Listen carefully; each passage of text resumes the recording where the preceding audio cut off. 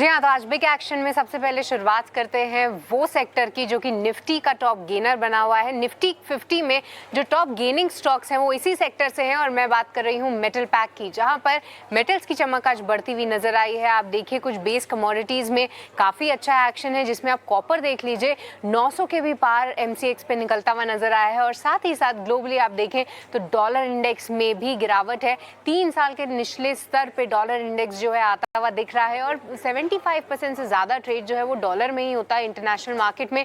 तो ये एक इम्पॉर्टेंट ट्रिगर है मेटल काउंटर्स के लिए। और जब जब हम देखते हैं कि गिरावट बढ़ती है, मेटल काउंटर्स की चमक बढ़ती हुई नजर आती है। और आप देखिए JSW स्टील, टाटा स्टील, ये बने हैं आज निफ्टी के टॉप गेनिंग स्टॉक्स। इसके अलावा एक्शन आप देख रहे हैं IT काउंटर में। देखिए कुछ ही दिनों में IT की जो अर्निंग्स हैं वो भी आना शुरू हो जाएंगी, पर उससे पहले आप एक्शन देख सकते हैं TCS, इन्फोसिस, ये सभी IT मेजर्स में। और आज रिपोर्ट भी है जहां पर JP मॉर्गन ने कुछ चुनिंदा काउंटर्स पे अपनी रेटिंग तो बरकरार रखी है पर लक्ष्य बढ़ा दिए हैं।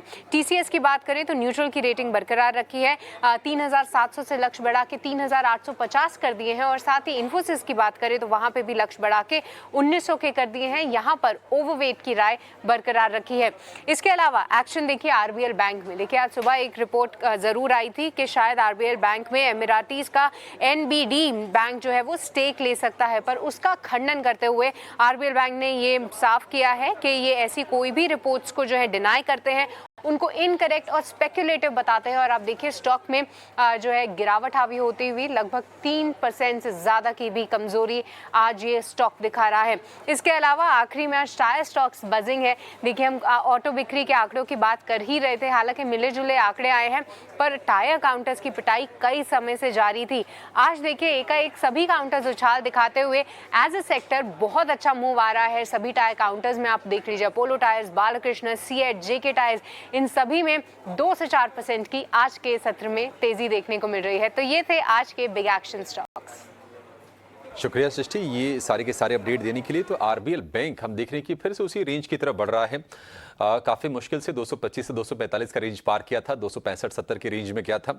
लेकिन एक कह सकते हैं कि सेंटिमेंटली नेगेटिव खबर की एमिरेट्स NBD के स्टेक टॉक्स को उन्होंने कहा है कि इसमें दम नहीं है और इनकरेक्ट और स्पेक्युलेटिव बताया है। इसके चलते हम देख रहे हैं कि RBL बैंक में गिरावट हो रही है, 250 रुपये के आसपास के प्राइसेस हैं। दो और एक्सपर्ट को जोड़ लेते हैं, हमारे साथ जुड़ गए हैं अमोल आठवाले हैं और जतिन गेडिया हैं। अमोल जी, जतिन जी, आप दोनों का बहुत शुक्रिया, स्वागत है 89 स्वदेश पर। आप दोनों के शेयरों से शुरुआत कर लेते हैं। जतिन भाई, पहले आप अपने शेयर बता दीजिए, कहां पर आप बुलिश हैं, कहां पर बेरिश हैं और अभी क्या ट्रेड करना है आपके हिसाब से। Good afternoon everyone. तो अभी भी डिस्पाइट द मार्केट फॉल अभी भी हमने हमारा आउटलुक पॉजिटिव रखा है। हमें लगता है कि जो अप ट्रेंड अभी भी इंटैक्ट है, तो इसलिए हम दो लॉन्ग साइड की तरफ के ट्रेड्स लेके आए हैं। पहला जो ट्रेड होगा वो ट्रेंट में होगा। मंडे के ट्रेडिंग सेशन में हमने एक शार्प अप मूव देखा था, कल थोड़ा कंसोलिडेट हुआ और आज फिर से अपना अप ट्रेंड रिज्यूम कर रहा है। तो ट्रेंट में लॉन्ग करने की सलाह रहेगी। 6060 का स्टॉप लॉस रखना होगा और ऊपर में हम 6300 के टारगेट एक्सपेक्ट कर रहे हैं ट्रेंट में। और दूसरा जो रिकमेंडेशन रहेगा वो सीमेंट पैक में से ग्रासिम में रहेगा। तो ग्रासिम में हमने देखा है कि ओवरऑल एक शार्प अप मूव के बाद 4 दिनों से स्टॉक कंसोलिडेट कर रहा है, अपने सपोर्ट लेवल पे आया है अभी। कंसोलिडेशन के बाद हमें लगता है कि next leg of the up move start हो सकता है। इसके लिए इन एंटीसिपेशन हम लॉन्ग करने की सलाह दे रहे हैं। इसमें आपको 2800 रुपए का स्टॉप लॉस रखना होगा और ऊपर में 2925 के टारगेट हम एक्सपेक्ट कर रहे हैं।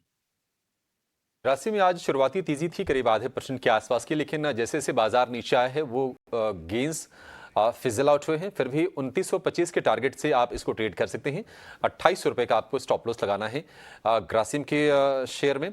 और एक और जो शेयर है जतिन की तरफ से वो है ट्रेंट का। 6300 के टारगेट यहाँ से बनेंगे। 6060 के स्टॉप लॉस के साथ आपको ट्रेंट को ट्रेड करना है।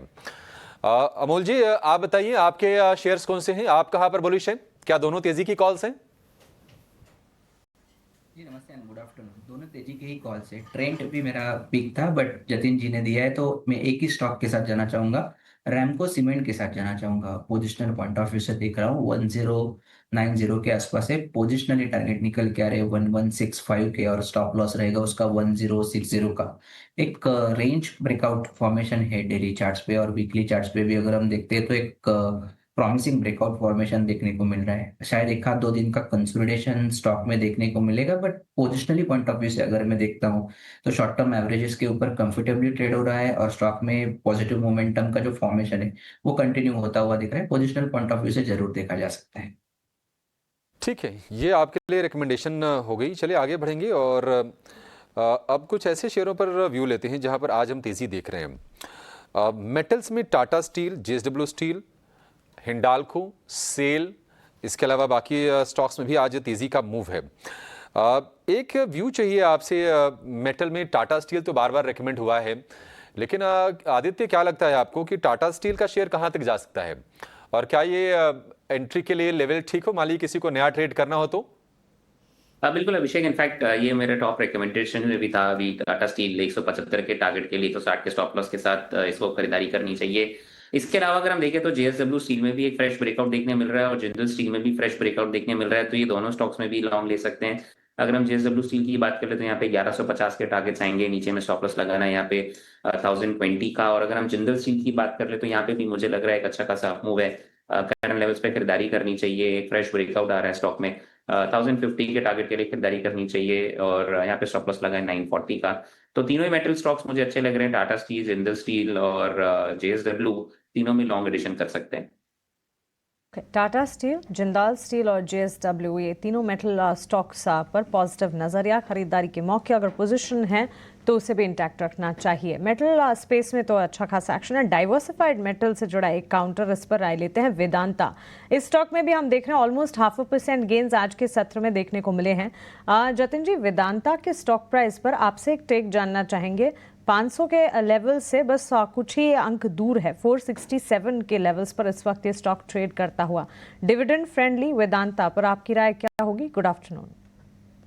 Good afternoon Mansi ji. हमें लगता है कि ट्रेंड तो अभी भी पॉजिटिव है वेदांता में भी।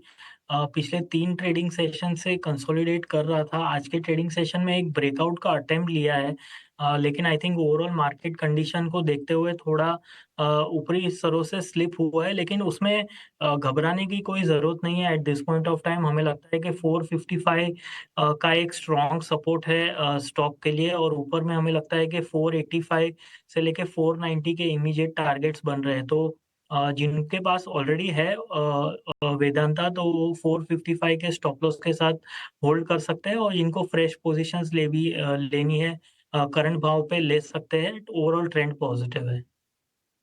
ऑल ट्रेंड वेदांता का पॉजिटिव नजर आता है। एग्जिस्टिंग पोजीशन होल्ड करें और करंट लेवल्स पर नए पोजीशंस लेने के बारे में भी सोचा जा सकता है। लेकिन चलिए आगे बढ़ते हैं। हमारी पैनल पर एक और एक्सपर्ट जुड़ गए हैं, शरण है हमारे साथ, शरण लिलाने। गुड आफ्टरनून शरण, बताइए आपकी तरफ से आपकी क्लोजिंग ट्रेड्स क्या होंगे? स्टॉक स्पेसिफिक रिकमेंडेशन से ही शुरुआत करते हैं।